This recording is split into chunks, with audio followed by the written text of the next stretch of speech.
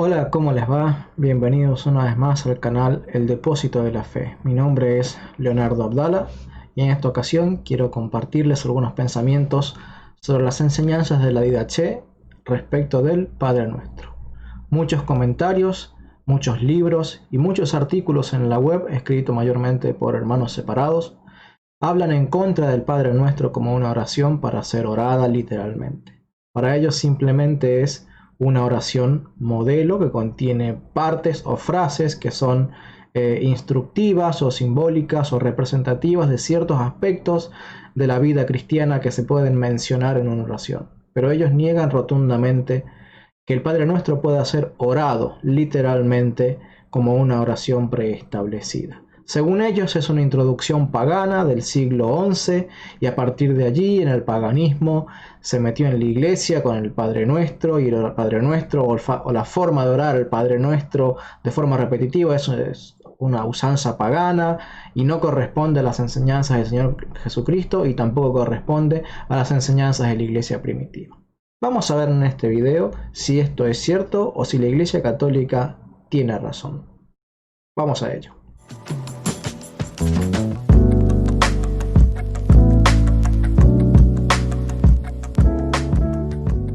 Como decíamos en la introducción, en este video vamos a considerar el tema del Padre Nuestro. Quisiera hacer una breve recapitulación de lo que hemos estado considerando acerca de la Didache.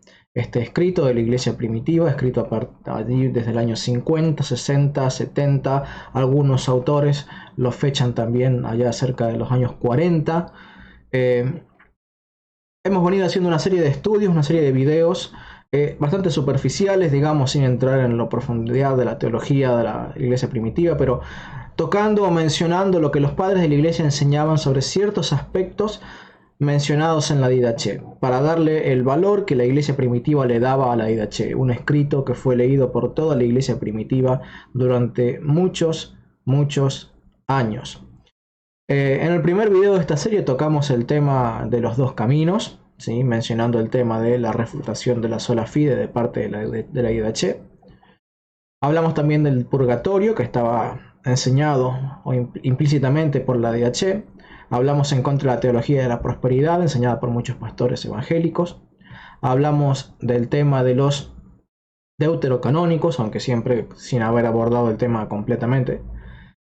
En el segundo video hablamos del tema de la limosna y las buenas obras como propiciar a Dios para el perdón de nuestros pecados. En el tercer video hablamos acerca de la autoridad de la iglesia y un poquito del tema de la sola escritura.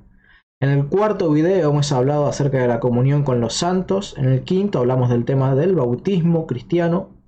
En el sexto video hemos hablado acerca del ayuno.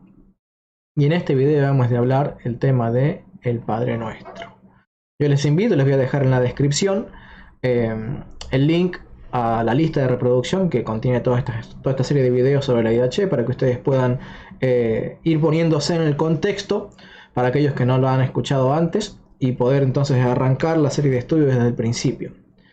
Vamos a leer entonces lo que dice la Didache sobre el Padre Nuestro. Está en el capítulo 7, versículos 2 al 3. Dice: tampoco oréis a la manera de los hipócritas, sino que, como el Señor lo mandó en su Evangelio, así oraréis. Padre nuestro celestial, santificado sea tu nombre. Venga tu reino. Hágase tu voluntad como en el cielo, así en la tierra. El pan nuestro de nuestra subsistencia, dánoslo hoy. Y perdónanos nuestra deuda, así como nosotros también perdonamos a nuestros deudores. Y no nos lleves a la tentación, mas líbranos del mal. Porque tuyo es el poder y la gloria por los siglos. Así oraréis 3 veces al día. Estos son 3 versículos que están en el capítulo de la Didache, perdón, 2 versículos, capítulo 7, versículos 2 al 3, en donde se menciona el Padre Nuestro. Si ustedes se ponen a leer el contexto en el que está mencionándose el Padre Nuestro, está hablando en un contexto netamente litúrgico. Está hablando de la oración preparatoria para el bautismo, es decir, el ayuno, el tiempo previo a al bautismo de los catecúmenos. Luego está hablando acerca de el Padre Nuestro, que es una oración que se recitaba durante la celebración de la Eucaristía, y a continuación se menciona cómo se debía celebrar la Eucaristía según este escrito tan temprano de la historia de la Iglesia, que es la Didache. Es todo un contexto de la preparación de un catecúmeno para poder llegar a la participación de la Eucaristía. No es el video adecuado para ponernos a hablar acerca de cómo entendía la Iglesia el tema de no deis lo santo a los cerdos, pero simplemente les voy a recordar, para los que lo saben y para los que no lo saben, decírselo de forma muy sintética, que aquellas cosas que eran santas para la Iglesia eran la Escritura, la Eucaristía, sus oraciones, y cosas que la Iglesia consideraba de uso exclusivo para ellos y que no lo compartía ni con los paganos ni con los herejes. Tal es así que el Padre Nuestro en la Iglesia primitiva se la conocía como la oración de los fieles. Cualquiera que haya ido a una reunión de la misa, a una celebración de la misa, y que haya tenido un misal en sus manos, verá que en el misal habla de una sección en donde se dice la sección o la misa de los catecúmenos y la misa de los fieles. Y la oración de los fieles era una oración era el Padre Nuestro, que estaba reservada solo para los ya bautizados. No se le enseñaba a los catecúmenos el Padre Nuestro, sino que se le enseñaba ya a los que habían dispuesto su corazón para seguir al Señor Jesucristo y habían pasado por las aguas del bautismo. Vamos a notar que aquí la Didache termina diciendo: así oraréis 3 veces al día. ¿Qué significa esto? Esta oración, según la enseñanza de la Didache, era una oración preestablecida que la Iglesia debía seguir. Ante el tema que plantean muchos evangélicos, sobre todo, de que las oraciones preestablecidas son pecado, porque dicen eso, pertenecen al paganismo, es la introducción del paganismo en la Iglesia no debe tener oraciones preestablecidas, todo debe ser espontáneo. Yo quisiera mostrarles lo que dice algunos sitios. Voy a mostrar acá, no quiero dar publicidad a los sitios que lo dicen, pero les voy a leer lo que dice un sitio web evangélico. Dice: en la Biblia las oraciones solo deben ser dirigidas a Dios y no a un santo y mucho menos a un difunto. Las oraciones por los muertos se comenzaron a enseñar y a hacer parte de la oración desde el año 300 después de Cristo, cuando se adoptó del paganismo romano la invocación de los muertos rogándole por cuidados y protección. Los rezos mecánicos se remontan al 1090, mientras que el Rosario y el Padre Nuestro formaron parte de la adoración católica desde el siglo XII. Esta frase que acabo de leerles es mentira de punta a punta, de pie a cabeza. No nos toca en este video, no tenemos el tiempo para refutar todo lo que hemos leído aquí. Simplemente vamos a concentrarnos en refutar específicamente esta gran mentira que a muchos católicos les ha confundido su fe y los ha hecho apartarse de la vida eterna. Cuando dice los rezos mecánicos se remontan al 1090, ¿sí? Y la introducción de la adoración o de la introducción del Padre Nuestro como parte de la adoración católica se remontan al siglo XII, es decir, al 1200 y pico en adelante. Claro, un católico desprevenido escucha eso y dice: ¿cómo? A mí me enseñaron que esta era la enseñanza de los apóstoles. Entonces, ¿qué? ¿He estado orando el Padre Nuestro en mi silencio, en la misa, y esto es paganismo? Y se confunde y le hacen temblar su fe porque, como dice la Biblia, que son arrastrados por la hipocresía de mentirosos. Así le llama la Biblia a los protestantes. Los que engañan a los católicos son hipócritas y mentirosos. Ahora, qué dolor que me causa pensar esto. Pensar que yo fui un protestante, mentiroso, engañado y engañador, porque enseñaba esto mismo que hoy tengo que decir. Yo enseñaba que el Padre Nuestro era una oración simplemente modelo y trataba en mi mente de acordarme de las partes del Padre Nuestro para orar acerca de esos temas. Bueno, vamos a ver que esto en sí mismo no está mal, que también era enseñado por la iglesia primitiva, pero la iglesia primitiva también, y desde el siglo I, enseñaba que el Padre Nuestro debía ser orado como una oración enseñada por el Señor Jesucristo, a tal punto de que desde el siglo I la iglesia primitiva lo oraba en la Eucaristía. Quiero citarles también algo que dicen los evangélicos en otro sitio, esta vez mucho más conocido. Dice, Jesús dijo en el Sermón del Monte, y orando no uséis vanas repeticiones, como los gentiles que piensan que por su palabrería serán oídos. La palabra vana significa vacío o inútil. Por lo tanto, Jesús nos está advirtiendo que la repetición inútil de frases en nuestras oraciones no ayudará a que sean escuchadas por Dios. Nuestro Padre Celestial no está preocupado con el número de palabras y extensiones poéticas o mantras. Él ama la verdad en lo secreto. Jesús señala que el uso de palabras o frases repetitivas es una práctica pagana o idolátrica y no debe ser parte de la oración cristiana. Nuestras oraciones deben ser más bien como la oración corta y sencilla de Elías en el Monte Carmelo, menos como las oraciones prolongadas y repetitivas de los profetas de Baal. A ver, esto lo escribe una persona de habla española que probablemente o no sabe griego, o si sabe griego lo sabe porque así lo han enseñado. Pero vamos a compararlo con la enseñanza de los padres de la iglesia que tenían como lengua nativa el griego y que leían los escritos apostólicos en su lengua nativa. Recordemos que salvo el Evangelio de Mateo, que fue escrito en hebreo y traducido luego al griego, todos los demás evangelios fueron escritos directamente en griego. Y son los padres de la iglesia de los siglos I, II y III, cuya lengua materna era el griego. Ellos nos van a enseñar cómo debemos traducir el Padre Nuestro, cómo debemos entender las palabras que están contenidas en el Padre Nuestro y si realmente debemos entender de los evangelios y de Didache que las oraciones repetitivas están mal, o si lo que está mal son las oraciones prolongadas que tienen mucha palabrería pero poco corazón involucrado en ello. Vamos a dejar de lado entonces la enseñanza mentirosa que nos dejan los herejes para concentrarnos en la enseñanza de los padres de la iglesia. Porque ¿quién tiene razón? ¿Bernabé cuando nos enseña en la Didache que debemos orar al Padre Nuestro 3 veces al día? ¿O los herejes hermanos separados que nos dicen que la oración repetitiva no debe ser parte? ¿Quién tiene razón? ¿Bernabé, que en el siglo I nos enseña que el Señor Jesucristo nos mandó a orar de esta manera? ¿O este otro hermano separado que hace este otro sitio y que dice que en el año 1090 o en el siglo que en el 1090 se introducen las oraciones mecánicas y que en el siglo XII se comienza a utilizar como parte de la oración litúrgica? ¿Quién tiene la razón?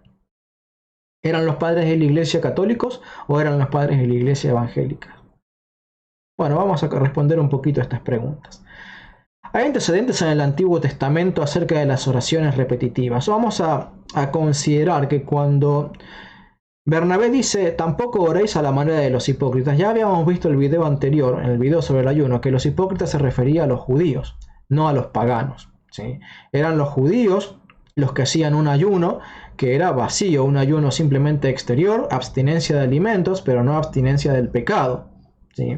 Entonces ese ayuno a Dios no le agradaba y a ellos era que a los cuales Jesucristo en el Sermón del Monte, Mateo 5, 6 y 7, les llama hipócritas. Y aquí dice, tampoco oréis como los hipócritas, es decir, como los judíos que no disponían su corazón, no porque la religión judía sea hipócrita, yo no quiero decir eso. Muchos judíos tienen realmente un corazón que quiere buscar a Dios a su manera, pero sin reconocer a Cristo.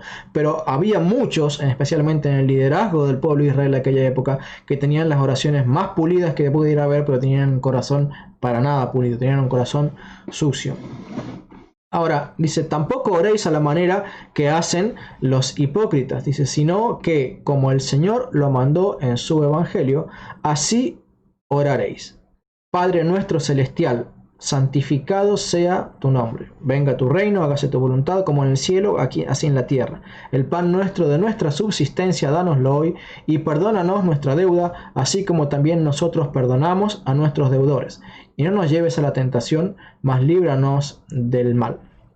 Ese es el Padre Nuestro como la Iglesia Católica lo reza hoy. Y dice, así oraréis 3 veces al día. Los judíos oraban oraciones repetitivas. Tenían, por ejemplo, la Shema, oye Israel, Jehová tu Dios, uno es. Tenían la Simones Re, que eran 18 bendiciones que el pueblo judío rezaba 3 veces al día. Y tenían el Cádiz, que es la oración con la que terminaba la reflexión sobre las Sagradas Escrituras en la sinagoga. Y como esa, otras oraciones más, las oraciones, por ejemplo, para dar gracias a los alimentos. Yo tengo acá de este lado, este libro que está acá, sobre usos y costumbres de los tiempos bíblicos, que es un libro evangélico, porque pertenece al periodo en el que yo era un evangélico, y muestra cómo el pueblo de Israel bendecía los alimentos con oraciones repetitivas, como lo hacen muchas veces los católicos. Para un evangélico, las oraciones para dar gracias por los alimentos tienen que ser oraciones espontáneas. No pueden ser oraciones repetitivas porque no, una oración repetitiva no es bíblica, es de los paganos, eso es paganismo, eso no es cristiano. Sin embargo, el pueblo de Israel tenía oraciones preestablecidas, muy breves, que inducían al israelita a dar gracias a Dios por el alimento que recibía cada día. Y así como estas, muchas otras oraciones para diferentes ocasiones en donde había oraciones establecidas. Ahora, los hipócritas, según el Señor Jesucristo enseña en Mateo capítulo 6, dice, gustaban de ponerse en las plazas, ahí delante de todos, ¿sí?, para que todo el mundo viera cómo hacían largas y largas y largas oraciones, mostrando una piedad que en su corazón no tenían. Y eso le llama las oraciones de los hipócritas. Y en vez de ser una oración kilométrica que estaba llena de palabrerías, y ya vamos a avanzar un poquito más sobre eso más adelante en el video, el Señor Jesucristo nos da una oración breve, concisa, y nos dice, no se preocupen por darle todos los detalles al Señor. El Señor conoce cuáles son sus necesidades. Lo que quiere el Señor es nuestra disposición de corazón para reconocer nuestra necesidad de su ayuda. Claro que un católico puede orar espontáneamente. De hecho, tenemos un montón de ejemplos en los padres de la iglesia de sacerdotes, obispos o laicos que oraban oraciones espontáneas, como también lo hacemos hoy nosotros los católicos, que tenemos la posibilidad y la libertad de orar espontáneamente cuando queremos y como queremos, siempre que nos atengamos a las leyes, obviamente, de la sana doctrina. Cuando los discípulos le dijeron al Señor, Señor, enséñanos a orar, el Señor no les enseñó diciendo, charlen con el Señor, díganle al Señor lo que quieran. Yo muchas veces me pregunté eso como evangélico, ¿por qué yo oraba de forma improvisada cuando yo veía que el Señor les dijo, oren así? ¿Por qué el Señor se complicaba? Decía yo. ¿Por qué el Señor se complicaba y complicaba la interpretación de la Escritura? Si el Padre Nuestro es una oración modelo, ¿por qué simplemente no les dijo, bueno, ustedes pueden hablar de estos temas en la oración? ¿Por qué les enseñó el Padre Nuestro de esa forma tan estricta? ¿Y por qué los otros evangelios repiten el Padre Nuestro exactamente con las mismas palabras? Y qué sorpresa que me lleve cuando veo que la IDH dice, al igual que dicen los evangélicos, al igual que dicen los evangelios, ustedes deben orar así. Y para que no quede ninguna duda, la IDH dice que lo debemos repetir 3 veces al día. Entonces, ¿en qué quedamos? Los evangelios dicen no usar vanas repeticiones. Y, los evangelios traducidos por los protestantes dicen no usar vanas repeticiones. Y la IDH dice, repitan esta oración 3 veces al día. ¿Quién tiene la razón? ¿La iglesia primitiva enseñaba lo que enseña la IDH o la iglesia primitiva enseñaba la doctrina de los evangélicos? Vamos a ver si la IDH es evangélica o católica. Vamos a buscar en Mateo 26, 39, dice, y adelantándose un poco, se postró rostro en tierra, está hablando de Jesús en el huerto de Getsemaní, se postró rostro en tierra mientras oraba diciendo, Padre mío, si es posible, aleja de mí este cáliz, pero que no sea tal como yo quiero, sino como quieres tú. Vuelve junto a sus discípulos y los encuentra dormidos. Entonces le dice a Pedro: ¿ni siquiera habéis sido capaces de velar una hora conmigo? Velad y orad para no caer en tentación. El espíritu está pronto, pero la carne es débil. De nuevo se apartó por segunda vez y oró diciendo: Padre mío, si no es posible que esto pase sin que yo lo beba, hágase tu voluntad. Dice el versículo 42. De nuevo se apartó por segunda vez, el 43. Al volver los encontró dormidos, pues sus ojos estaban cargados de sueño. Y dejándolos, se apartó una vez más y oró por tercera vez, repitiendo las mismas palabras. ¿Resaltaste eso? ¿Lo notaste? Que el Señor Jesús oró 3 veces la misma oración. La Didaché nos enseña que debemos orar 3 veces la misma oración. El Antiguo Testamento nos enseña que Daniel oraba, cuando estaba en la cautividad, oraba mirando hacia el templo 3 veces al día. Y si bien tenemos registradas oraciones espontáneas de Daniel, no me cabe la menor duda de que él también, al igual que el resto del pueblo judío, tenía oraciones repetitivas.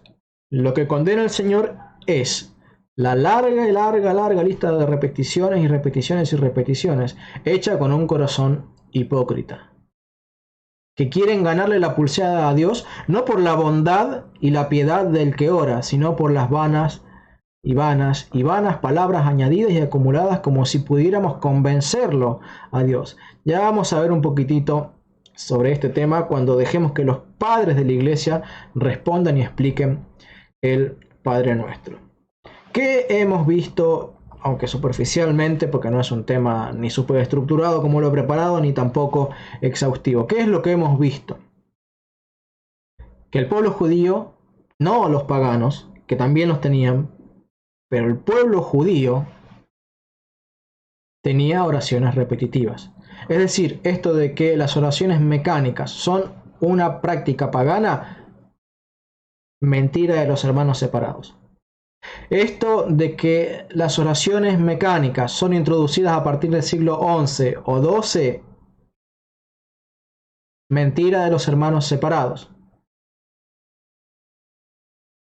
Que el Padre Nuestro es una oración modelo que solamente sirve para tener en cuenta sus frases, para después poder nosotros explayarnos sobre esos temas, y sin poder repetir el Padre Nuestro tal cual y literalmente lo enseña la Biblia. Mentira de los hermanos separados. Mentira de los hermanos separados. Dejemos que los distintos padres de la iglesia nos enseñen qué significa el Padre Nuestro. Vamos a ver entonces qué enseñaba la iglesia primitiva sobre este tema. Dice San Cipriano de Cartago en su 4º tratado: de esta manera dice, habéis de orar: Padre nuestro que estás en los cielos, santificado sea tu nombre. Venga tu reino, hágase tu voluntad, así en la tierra como en el cielo. El pan nuestro de cada día, dánoslo hoy, y perdónanos nuestras deudas, así como nosotros perdonamos a nuestros deudores. Y no nos dejes caer en la tentación, mas líbranos del mal.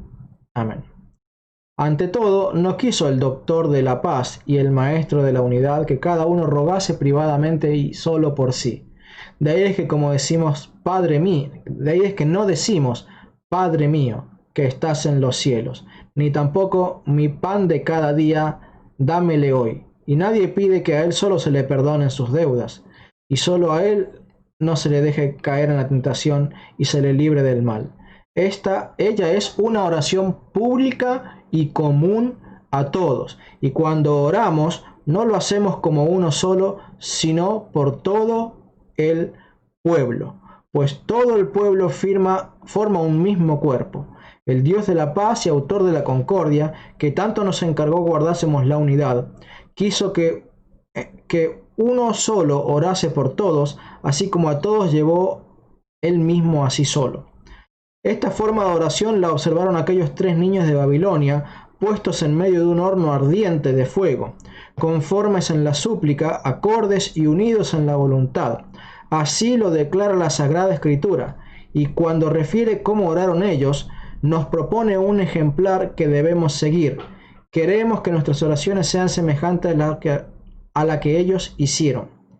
Entonces dice, juntos los tres y como si fuesen de una misma boca, cantaban el himno y bendecían al Señor. Hablaban como si fuese por una misma boca, con ser así que aún no les había enseñado a orar Jesucristo hecho hombre.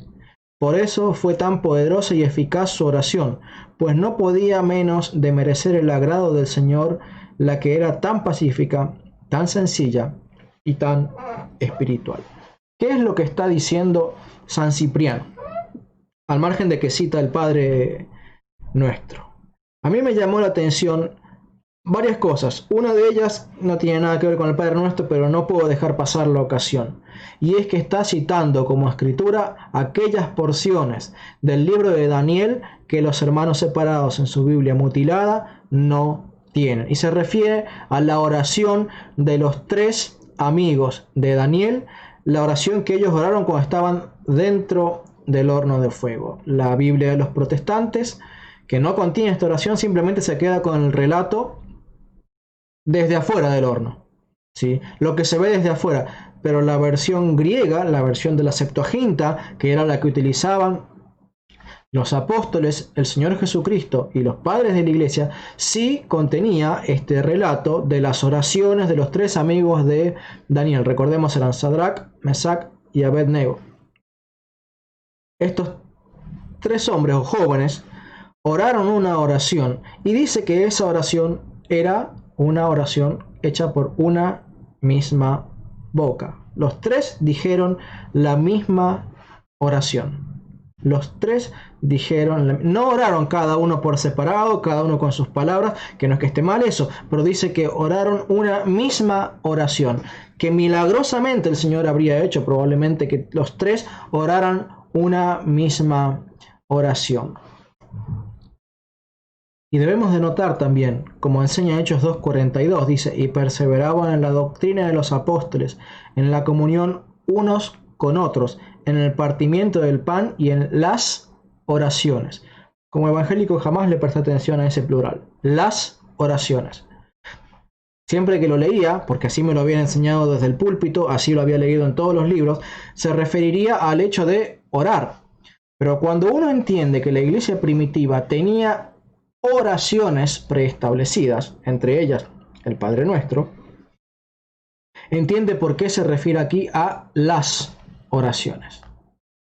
Que las oraciones, además de la oración improvisada, las palabras que salen del corazón, las oraciones era la perseverancia en aquella costumbre judía que practicó el Señor Jesucristo también, de tener oraciones repetitivas. Recordemos, ya lo dijimos, el Señor Jesucristo se pasaba la noche entera orando, y no siempre estaría orando palabras que surgían simplemente de su corazón, sino que Él también usaba oraciones repetitivas. Si Él hubiera considerado que las oraciones repetitivas eran pecaminosas, ¿por qué entonces en su momento de mayor angustia, cuando estaba en los momentos previos a la cruz, cuando dice mi alma está muy triste hasta la muerte, cuando la sangre se le escurría por la piel como si fueran grandes gotas de sudor, ¿por qué en ese momento él, en vez de elegir oraciones diferentes, dice la Biblia que fue y oró las mismas palabras? Si son tan malas las oraciones mecánicas, si son tan pecaminosas, si son tan paganas, ¿por qué el Señor repitió, como dice el libro de Mateo, repitió estas mismas palabras 3 veces? ¿Por qué la IDH nos enseña a orar el Padre Nuestro 3 veces? ¿Por qué entonces Daniel oraba 3 veces al día? ¿Por qué entonces se nos enseña a orar el Padre Nuestro de forma literal? ¿Por qué aquí Hechos 2:42 habla de las oraciones? En plural, no en singular. No es que perseveraban en el hecho de orar, que se podría haber simplemente dicho en singular. ¿Por qué lo dicen en plural? Porque tenían varias oraciones, varios momentos en los que usaban del Padre Nuestro y de otras oraciones. Además, por supuesto, de sus oraciones espontáneas. Qué hermosa lección la de San Cipriano. La oración que se une. La oración comunitaria. No la oración individual, sino la oración comunitaria, en donde todos a una voz unen sus voces para pedir como un solo hombre. Esa frase está en la Biblia, ya la vamos a buscar. Como un solo hombre, pedirle a Dios. Dice San Agustín, hablando en su libro sobre la predestinación de los santos, capítulo 8, versículo 15. ¿Con qué fin, según el precepto del mismo Señor, ora la Iglesia por sus perseguidores? Pues así también le plugó a San Cipriano interpretar lo que decimos en el Padre Nuestro. Hágase tu voluntad así en la tierra como en el cielo. Es decir, así como se cumplió tu voluntad en aquellos que ya han creído, y que son como el cielo, así también se haga en aquellos que no creen, por lo cual son todavía tierra. Pues, ¿por qué pedimos por lo que no quieren creer, sino para que Dios obre en ellos el querer? Fíjense cómo mezcla San Agustín estas dos cosas. El hecho del significado de cada frase, de cada palabra del Padre Nuestro. En ese sentido, sí está bien que el Padre Nuestro es una oración modelo, pero también dice que repiten esa oración. No nos olvidemos que San Cipriano, a quien está citando San Agustín, él dice, al igual que dice la Didache, que oraban de esta manera. Así deben orar. De esta manera, con estas palabras. Como lo hace la Iglesia Católica, por cierto. Y San Agustín rezaba el Padre Nuestro.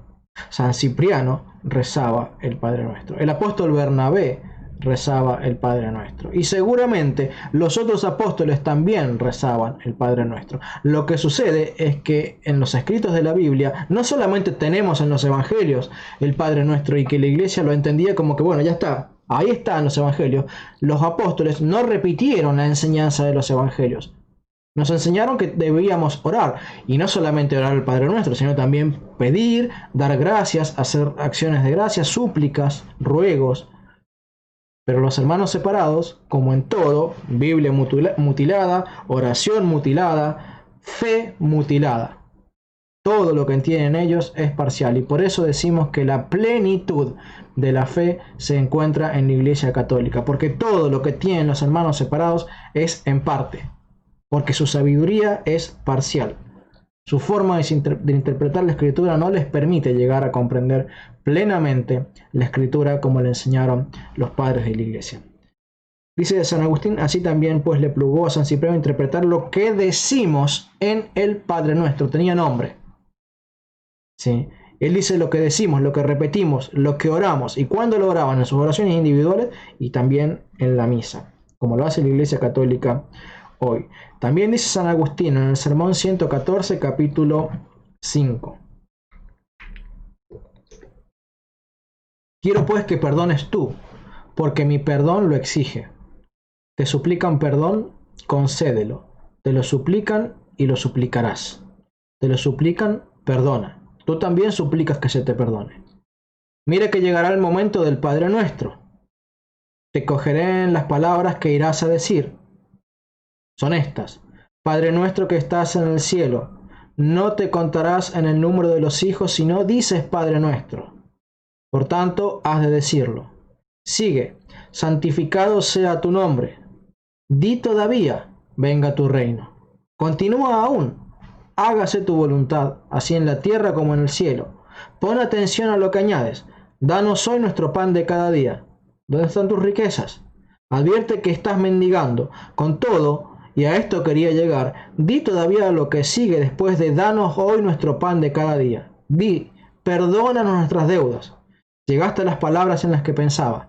Perdónanos, dice, nuestras deudas. Haz por tanto lo que sigue. Perdona nuestras deudas. ¿Con qué derecho? ¿Por qué pacto? ¿En virtud de qué acuerdo? ¿Qué autógrafo presentas? Así como nosotros perdonamos a nuestros deudores. Porque si fuera poco el hecho de no perdonar, todavía encima mientes a Dios. Se ha establecido la condición. Se trata de una determinación fija. Perdóname como yo perdono. En consecuencia, no te perdona si tú no perdonas. Perdóname como yo perdono. ¿Quieres que se te conceda el perdón cuando lo pides? Concédelo cuando se te pide. Sigue la cita, es muy larga, pero por el tiempo yo no quiero alargarlo más. Quiero resaltar.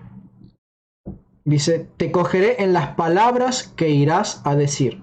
Y son estas. Y notemos cómo, si bien San Agustín está dándole el sentido a cada frase del Padre Nuestro, lo que está diciendo son todas y cada una de las frases que el cristiano repite. Y claro, San Agustín está queriendo explicar el tema del perdón y por eso nos concentra y dirige su atención hacia la condición que tenemos del perdón. Por cierto, para los hermanos separados, ¿perdonar qué? Si según tu teología, Cristo perdonó todos tus pecados futuros, presentes y pasados. En la teología apostólica, en la teología de los padres de la Iglesia y en la teología católica, Cristo en la cruz nos perdonó nuestros pecados pasados. Y es en virtud de la cruz que nos perdona los pecados a medida que los vamos confesando. Entonces, cuando le pedimos perdón a Cristo, Él nos perdona por la cruz. Sin la cruz no puede haber perdón de pecados. No hay otro medio que no sea la cruz de Cristo para perdonar nuestros pecados. Pero no es un acto instantáneo. Porque si fuera un acto instantáneo, ¿a qué pedir perdón? Yo he escuchado mensajes, aún en la congregación evangélica a la que yo asistía. He escuchado mensajes diciendo, solo tienes que confiar que Jesús ya te lo perdonó en la cruz. Solo tienes que confiar que Jesucristo ya te lo perdonó en la cruz. Mientras que los padres de la iglesia dicen, no, tenés que pedirle perdón para que te lo perdone ahora. Son dos enseñanzas muy diferentes. Los evangélicos, y no todos pensarán de acuerdo en esto que voy a decir, pero muchos evangélicos dicen, ya te los perdonó en la cruz. No, no, no. Un católico, los padres de la iglesia y los apóstoles no enseñaban, ya te lo perdonó en la cruz. Enseñaban, es por virtud de la cruz, te lo puede perdonar si lo confesas hoy. Así lo enseñaba San Agustín, así lo enseña el Padre Nuestro. ¿A qué pedir perdón si el pecado ya está perdonado? ¿Por qué me tengo que preocupar por perdonar para conseguir el perdón de Dios? Si según los evangélicos a mí ya me perdonaron los pecados. ¿Qué sentido tiene? Bueno, ellos arman su laberinto teológico y claro, tan complicado resolver ese laberinto que finalmente la gente se da por vencida y dice, bueno, algún día entenderé por qué este comentarista dijo tal cosa, pero no convence. Bueno, la razón por la que el Padre Nuestro se pide el perdón y una condición para ser perdonado es porque el perdón que proviene de la cruz no se concede si no se cumplen ciertas condiciones de parte del que confiesa su pecado. Seguimos con San Agustín, esta vez en un escrito más famoso que es La ciudad de Dios, capítulo 23. Esto mismo dicen, pertenece a lo que pedimos diariamente en la oración del Padre Nuestro. Lo vuelvo a repetir, esto mismo, dicen, pertenece lo que pedimos diariamente en la oración del Padre Nuestro. Perdónanos nuestras deudas, así como nosotros perdonamos a nuestros deudores. Porque cualquiera que perdona el pecado al que pecó contra él, sin duda usa de misericordia, la cual, en tales términos, nos la recomienda el mismo Señor que dijo, si perdonaseis a los hombres sus pecados, también os perdonará a vosotros vuestro Padre Celestial. Sigue diciendo San Agustín, hablando de él en su carta El Sermón Dominical, en el capítulo 2, versículo 3. Así como es propio de los hipócritas manifestarse para que los vean en la oración, cuyo fin no es otro que agradar a los hombres, así también los gentiles, esto es, los paganos, creen que cuando hablan mucho podrán ser oídos. Y por esto añade, y cuando oréis, no habléis mucho. Pensemos un segundito lo que acaba de decir.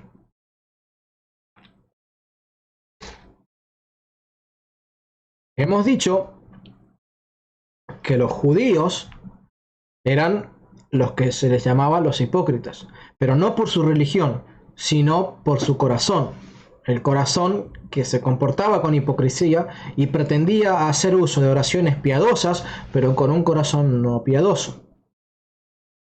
Ahora, dice San Agustín que no solamente los judíos podían ser hipócritas, sino que los paganos, porque también los paganos utilizaban frases repetitivas, y ellos sí que usaban frases repetitivas. ¿Pero por qué? Porque ellos creían que sus dioses estaban dormidos o demasiado ocupados en sus quehaceres, entonces no sabían en qué momento les podrían escuchar. No sabrían en qué momento Dios les podría escuchar. Entonces oraban y repetían y repetían y repetían y repetían y repetían. Pero porque dicen, bueno, tal vez en alguna de esas veces que lo he repetido, tal vez alguno de los dioses se digne oírnos. Eso era lo que enseñaban los filósofos de los griegos, ¿sí? Y trataban también de elaborar explicaciones en sus oraciones, constantemente tratando de justificar y explicarle a sus dioses el por qué tenían que conseguir lo que estaban pidiendo y por qué necesitaban lo que tenían lo que querían conseguir, como si tuvieran que torcerle el brazo, ¿sí? Más por la lógica y la deducción que por la súplica y la misericordia que se suplicaba al Dios vivo, que nosotros suplicamos al Dios vivo. Y esto es lo que dice San Agustín. Dice, creen que cuando hablan mucho podrán ser oídos. Ahora notemos, San Agustín pone la lupa en el vanas repeticiones que traducen los evangélicos, pero él no dice vanas repeticiones. Él dice muchas palabrerías.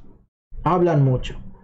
Recordemos lo siguiente, como dijimos, muchos de los primeros padres cristianos tenían como lengua materna el griego. Algunos de ellos el latín, pero hablaban perfectamente el griego porque era una lengua que todavía seguía en uso. Ellos sabían griego mucho mejor que el más erudito de los tiempos actuales, porque era su lengua materna. Yo, por más que pueda estudiar el inglés, jamás voy a poder tener un vocabulario tan bien adaptado, tan perfecto y preciso como una persona que lo aprendió de forma nativa. Nunca. Cualquiera fuera el idioma.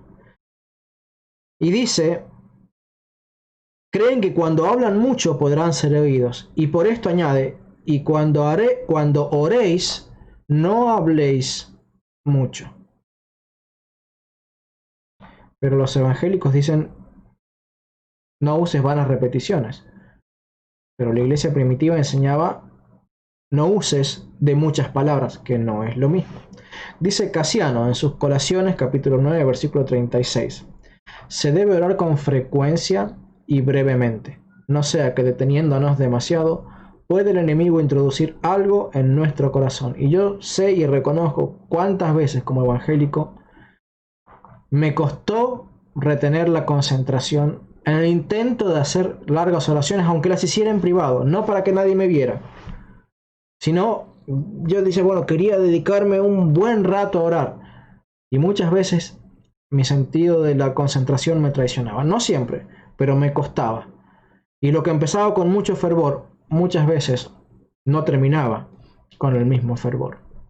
Bueno, los padres de la iglesia entendían que vanas repeticiones es una mala traducción, que el sentido que se le da es no uses muchas palabras, que tus oraciones no sean muy largas. Es preferible más oraciones y cortas que largas oraciones que duran 2 horas. Que no son pecados esas oraciones. Lo que es pecaminoso es creer que porque se ora 2 horas y que si no se ora 2 horas no se le va a torcer el brazo a Dios con lo que como si tuviéramos que convencerlo a Dios, como si Dios no conociera nuestra necesidad. Él conoce nuestra necesidad. Lo que Él quiere ver es en nosotros la disposición humilde de conocer nuestras limitaciones y rogar por su favor divino para ayudarnos en nuestras necesidades y limitaciones. San Agustín, en su Ad Proban, epístola 130, capítulo 10, dice, no es orar hablando mucho, como piensan algunos, el orar largo tiempo. Una cosa es hablar mucho y otra cosa es un afecto prolongado. Del mismo Dios se ha escrito que pasaba las noches en oración, Lucas capítulo 6, y que rezaba por mucho tiempo, Lucas 22, para darnos ejemplo. Se dice que nuestros hermanos de Egipto tienen frecuentes oraciones, pero muy cortas y jaculatorias, pronunciadas de un modo secreto, temerosos de que toda intención que tan necesaria es al que ora no pueda prolongarse mucho tiempo con la energía de su fervor. Con esto nos enseña que no debe violentarse ese movimiento del alma para hacerlo durar mucho tiempo, ni interrumpirlo bruscamente si quiere continuar. Lejos de la oración las muchas palabras, pero no falte la oración continuada si la intención persevera fervorosa. Hablar mucho en la oración es tratar una cosa necesaria con palabras superfluas. Orar mucho es pulsar con ejercicio continuado del corazón a aquel a quien suplicamos, pues de ordinario este negocio se trata mejor con gemidos que con discursos, mejor con lágrimas que con palabras. ¿Qué nos está queriendo decir aquí San Agustín? Como hemos dicho, no es que esté mal orar mucho. Jesucristo oraba noches enteras y oraba mucho. Lo que está mal es pensar que las oraciones breves o las oraciones repetitivas sean pecaminosas o paganas, porque ellos no ven la pintura completa. Los hermanos separados no ven la pintura completa. Se quedan con un versículo, con otro, y el resto lo mutilan, porque no nos vamos a cansar de decir que tienen una fe insuficiente. Ellos creen tener una escalera que lleva al cielo, pero le falta la mitad de los últimos escalones. Llegan hasta la mitad del camino, y después no hay nada de donde agarrarse para seguir trepando. Por eso no llegan al cielo. Por eso no llegan a la salvación con su fe mutilada, con su fe truncada, con su fe herética, con sus falsas oraciones y sus abundantísimas mentiras. No pueden. No pueden. Ahora, ¿qué es una ejaculatoria que acá he mencionado? La palabra ejaculatoria viene del latín jaculari, que significa lanzar. Una ejaculatoria es una oración muy breve, que se lanza en una sola emisión de aire.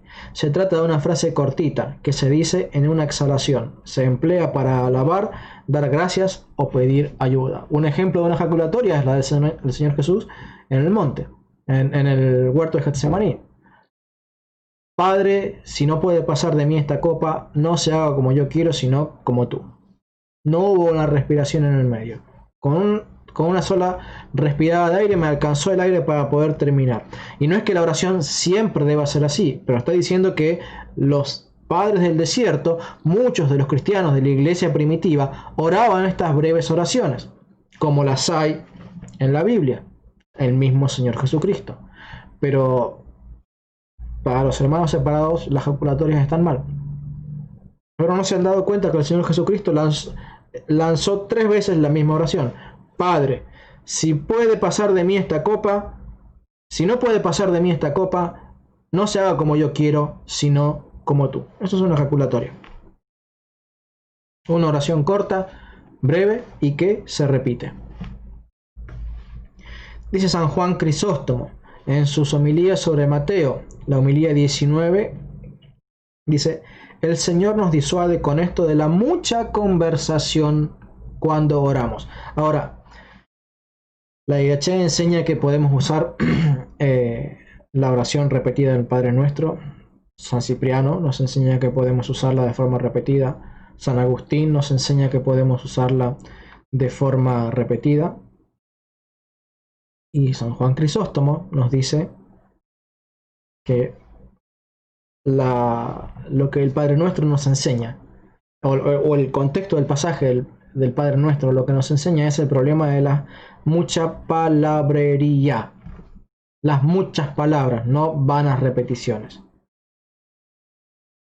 Y yo vuelvo a decir, porque yo no soy un experto en griego, pero San Agustín sí, San Cipriano sí, y los muchos otros que les enseñaron a ellos también son expertos en griego, mucho más que los teólogos modernos que enseñan que no debemos tener oraciones mecánicas basándose en una mala traducción de vanas repeticiones, probablemente porque no conocen el uso de ciertas palabras. Dice: el Señor nos disuade con esto de la mucha conversación cuando oramos, como sucede cuando no le pedimos cosas convenientes, como son la adquisición del poder, la gloria, vencer a los enemigos y la abundancia de dinero. Aquí nos manda también no hacer oraciones largas. Digo largas no por el tiempo, sino por la multitud de aquellas cosas que se piden. Sin embargo, conviene que perseveren en la oración, según estas palabras del apóstol, insistentes en la oración, Colosenses 4:2.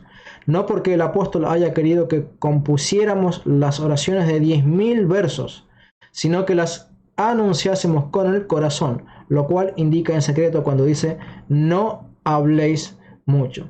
Qué curioso, porque San Juan Crisóstomo celebraba en la misa y tenía en la misa el Padre Nuestro. Y él en sus otras cartas enseña a orar el Padre Nuestro, pero ahora está diciendo que ellos componían oraciones.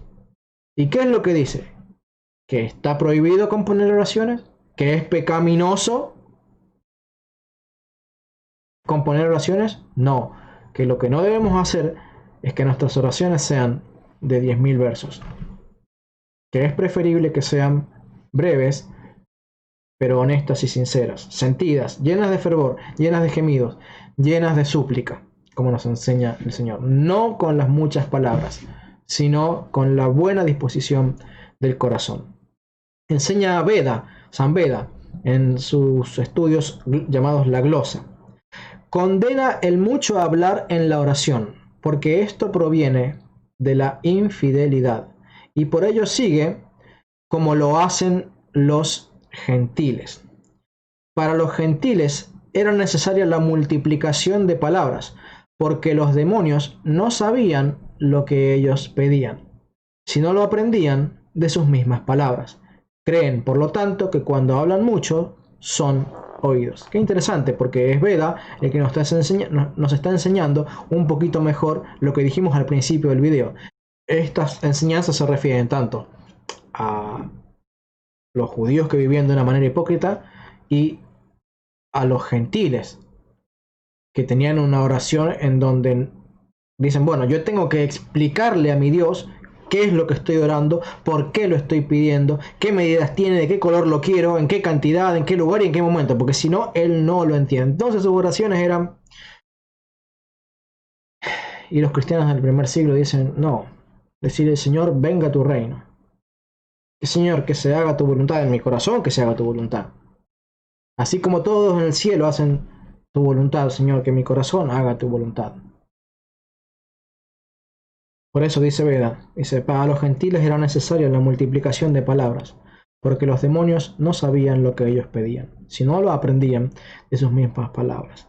Vuelvo a decir San Agustín, es como que voy salteando o alternando los distintos padres de la iglesia porque estoy tomando mayormente qué versículos del Padre Nuestro se está comentando.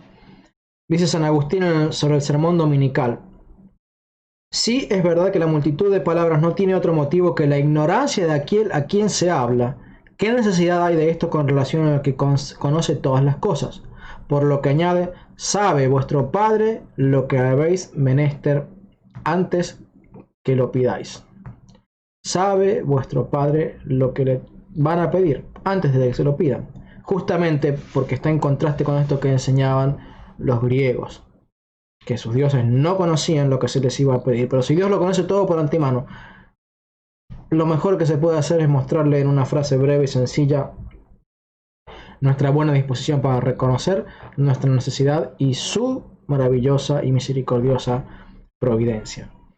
Dice San Jerónimo, y él ya se mete más con el tema del griego, dice, lo vamos a ver un poquito más adelante en otra cita de San Jerónimo, dice, aquí se deja de ver cierta herejía de algunos filósofos que habían formulado este dogma impío. Si conoce el Señor qué es lo que le pedimos, y antes que lo pidamos sabe qué necesitamos, en vano pedimos al que ya conoce nuestras necesidades.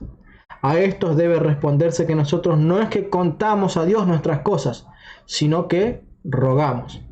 Una cosa es enseñar al que ignora y otra cosa es pedir a aquel que ya conoce nuestras necesidades. Vuelve a decir San Beda en su trabajo llamado La Glosa. Entre los consejos saludables y divinos con que Dios procura la felicidad de los que creen, les propuso una forma de orar, una regla. Y dice, y les compuso oraciones en breves palabras, con el objeto de que haya confianza en alcanzar lo que quiere que se le pida con brevedad. Y por ello dice, Padre nuestro que estás en los cielos. ¿Notaron? Les propuso una forma de orar y les compuso y les armó una oración en breves palabras.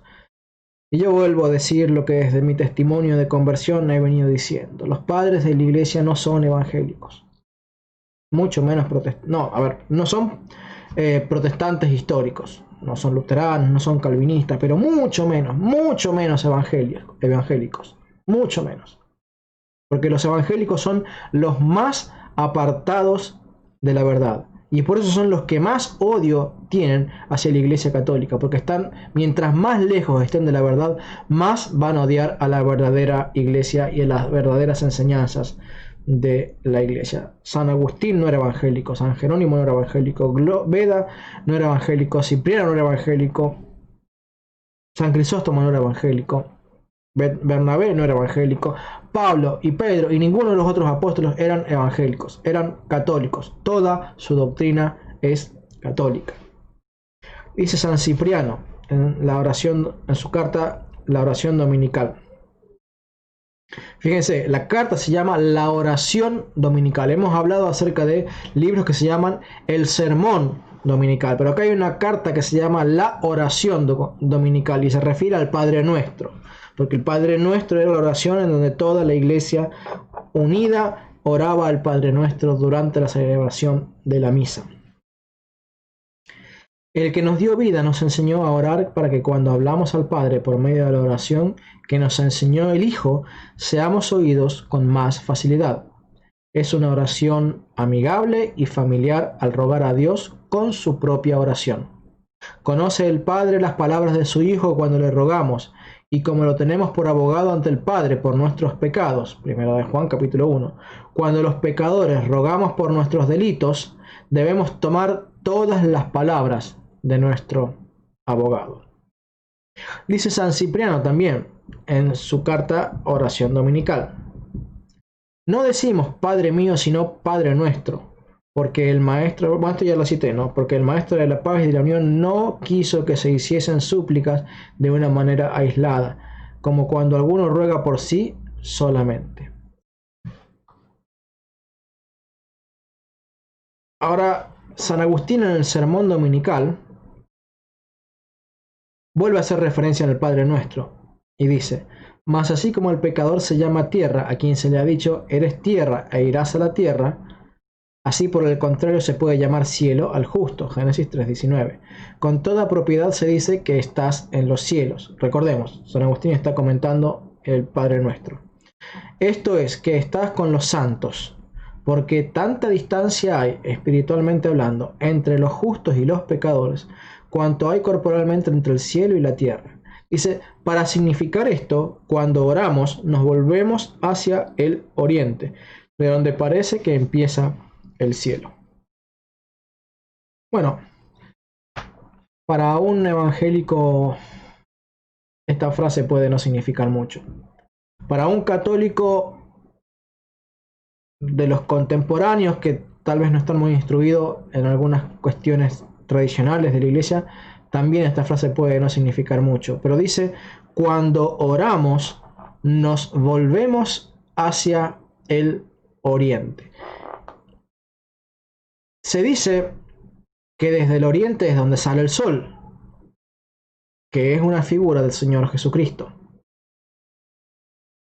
Entonces, las iglesias desde la época primitiva, ya desde Agustín y probablemente mucho anteriormente también, muy anteriormente también, estaban orientadas para que tanto el pueblo como el sacerdote, porque la iglesia primitiva mayormente oraba, tanto la iglesia el pueblo como el sacerdote oraban mirando hacia el oriente, y las iglesias se ubicaban y se construían de forma tal que estuvieran mirando hacia el oriente. Tal vez no lo sabías, pero esa es la razón tradicional por la que las iglesias miran hacia el oriente, porque en su oración están como mirando, expectantes, el lugar desde donde vendría el sol de justicia. Esto es nuestro Señor Jesucristo en su parucía. Dice San Agustín en su Enchiridión 115. Estas tres cosas que se piden en las anteriores peticiones se empiezan aquí, y cuanto más adelantamos en la virtud, tanto más se aumentarán en nosotros. Se poseerán perfectamente y para siempre lo que ha de esperarse en la otra vida. En las otras 4 peticiones que siguen se piden cosas temporales, que son necesarias para conseguir la vida eterna. El pan que se pide a continuación es necesario aquí, por eso sigue: el pan nuestro que excede a toda sustancia, danosle hoy.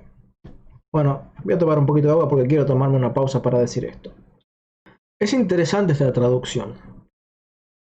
El pan nuestro que excede a toda sustancia. Cuando leímos la Didaché, leímos el pan de nuestra subsistencia. Cuando vamos y leemos la Biblia, se dice el pan nuestro de cada día. Y aquí San Agustín habla el pan que excede a toda sustancia. Y aquí quiero comenzar a hacer, no un paréntesis, sino un subtema dentro del Padre Nuestro. Porque el Padre Nuestro, además de ser una oración en sí misma y no solamente una oración modelo, que es una oración modelo, pero también una oración en sí misma, el pan nuestro enseña la transubstanciación. ¿Por qué? Porque si bien así lo enseñaban los padres de la iglesia, el Padre Nuestro podía entenderse como, cuando se refiere al pan nuestro de cada día, referirse a lo cotidiano, ¿sí? La mayoría de los escritores que yo he leído, cuando habla del Padre Nuestro, en particular cuando se refiere al pan nuestro de cada día, o el pan de nuestra subsistencia, o al pan que excede a toda sustancia, como traduce aquí San Agustín, se refiere al pan de vida que se daba en la Eucaristía. Notemos, uno dice de cada día. ¿Por qué? Porque la iglesia primitiva celebraba la Eucaristía todos los días. Todos los días. En particular, había una reunión que era especialmente importante, que era la reunión del domingo, en donde en esa sí todo el pueblo se congregaba. Pero durante las reuniones de la semana, no todos siempre podían, porque no todos vivían cerca. Ahora, notemos, el pan nuestro de cada día. La iglesia participaba todos los días de la reunión del partimiento del pan, no solo del domingo. Y en ese sentido son muy pocas las iglesias evangélicas que parten el pan o celebran la cena del Señor todos los días. Todos los domingos. Los bautistas lo hacen una vez al mes, cada 2 meses, cada 3 meses, cada 6 meses. Los presbiterianos creo que también cada 6 meses, algunos capaz que antes. ¿Por qué? Dice, para que no se nos haga costumbre, para que permanezca fresca. ¿Por qué? Porque para ellos es simplemente un símbolo. No hay nada importante, nada urgente, nada real allí en la Eucaristía. Pero para un católico, en la Eucaristía y en el Padre Nuestro que se dice durante la reunión o la celebración de la Eucaristía, haciendo referencia al pan de la Eucaristía, el pan de vida, dice, es cada día. Es cada día. Después dice, de nuestra subsistencia, como enseña la Didaché. Pero acá, San Agustín nos aclara, hablando un poquito de la sustancia. ¿Pero qué? ¿No es pan? ¿No es simplemente un pedazo de pan, como diría un evangélico? ¿No es simplemente un símbolo? Allí no hay nada más que pan. No, para San Agustín no, para la iglesia católica no, y para la iglesia primitiva tampoco, como vamos a ver en algunos otros videos. Dice, allí habla de un pan cuya sustancia excede a toda otra sustancia. ¿Por qué? Porque su sustancia es Cristo. Allí está el cuerpo de Cristo.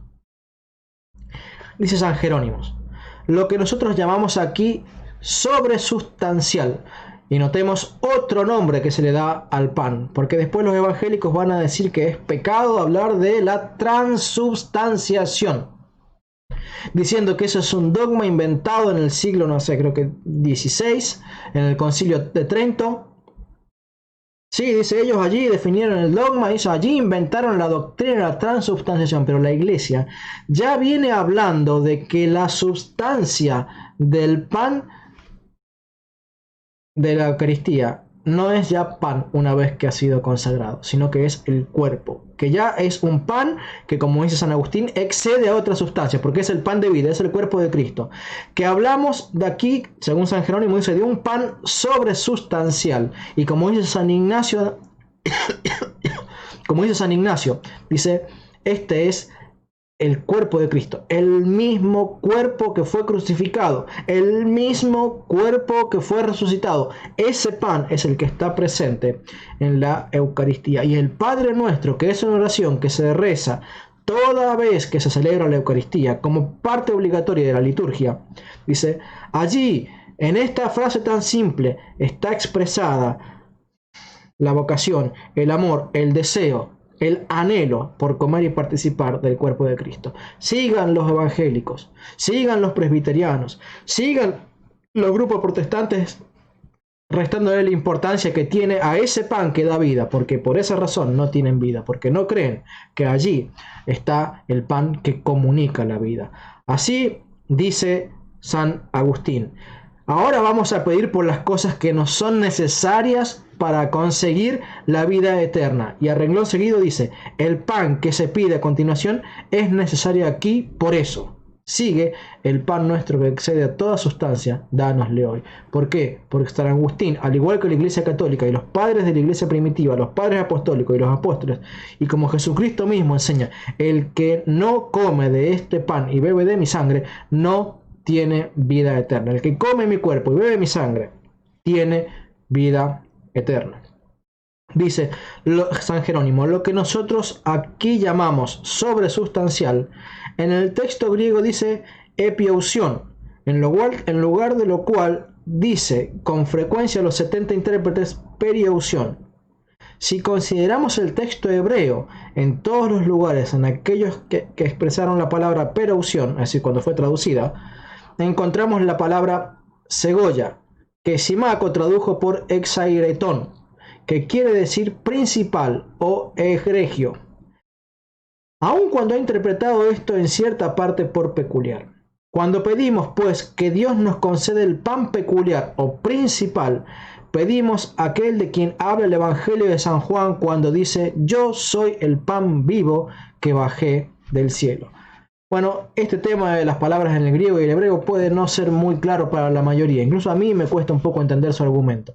Pero su conclusión es muy clara. Cuando en el Padre Nuestro decimos, el pan nuestro de cada día, dánoslo hoy, el pan nuestro de nuestra subsistencia, dánoslo hoy, el pan que excede a el pan nuestro que excede toda sustancia, dánoslo hoy, el pan sobresustancial, dánoslo hoy. Lo que estamos diciendo es, por favor, danos el pan de vida. Danos el cuerpo de Cristo. Cipriano, una vez más, en su carta a la oración dominical, Jesucristo es el pan de vida y este pan no es el pan de todos, sino el pan nuestro. Sí, dejemos que los demás consideren que ese pan es pan común, pero para nosotros los católicos, ese pan es el pan de vida, ese pan es el cuerpo de Cristo. Pedimos todos los días que se nos dé este pan, no sea que los que estamos con Jesucristo y recibimos la Eucaristía todos los días, notemos, primero que la recibían todos los días, bienaventurados los que podían hacerlo, y segundo que ya la llamaban Eucaristía. Cuando cometamos algún delito grave, se nos prohíba el pan celestial y se nos separe del cuerpo de Cristo. Pedimos pues que los que permanecemos en Cristo no nos separemos de su santificación y de su cuerpo. Ya vamos a hablar un poquito más de esto cuando hablemos acerca de lo siguiente, ¿sí? Que es la Eucaristía, porque la Didache habla de la Eucaristía y de esto mismo, de no participar en pecado de la Eucaristía. Dice Casiano en sus colaciones, cuando dice hoy, manifiesta que todos los días debe comerse y en todo tiempo debe repetirse esta oración. Uy, Casiano, ¿dijiste que esta oración debe repetirse? Sí, lo dijo. Porque no hay un día en el que no nos sea necesario recibir este pan para confirmar el corazón del hombre interior. Nuevamente dice San Jerónimo, podemos comprender de otro modo el pan sobresustancial o transubstanciado, como le quiso llamar el Concilio de Trento, y seguramente se le llamó así con mucha anterioridad, pero el concepto de que la sustancia del pan ya no es pan, sino que es el cuerpo de Cristo, el pan de vida, Esto ya está enseñado en la iglesia primitiva. Dice, podemos comprender de otro modo el pan sobresustancial, a saber, aquello que supera todas las sustancias y a todas las escrituras, o sea, el cuerpo de Cristo. San Jerónimo no es evangélico, que no te quepa duda. San Jerónimo es católico. Dice que el pan sobresustancial es el cuerpo de Cristo. Retrocede el video y volvé a leer la frase. Podemos comprender de otro modo el pan sobresustancial, a saber, aquello que supera a todas las sustancias y a todas las criaturas, o sea, el cuerpo de Cristo. San Juan Crisóstomo dice en la homilía de Mateo, capítulo 19, verso 5, dice que conviene a los fieles esta oración, nos lo enseñan las leyes de la Iglesia y el principio de la oración, que nos enseña a llamar Padre a Dios. Luego, el que manda a los fieles pedir perdón por sus pecados demuestra contra los novacianos que después del bautismo se perdonan los pecados. ¿Por qué? Porque había quienes decían que los pecados cometidos después del bautismo no tenían perdón.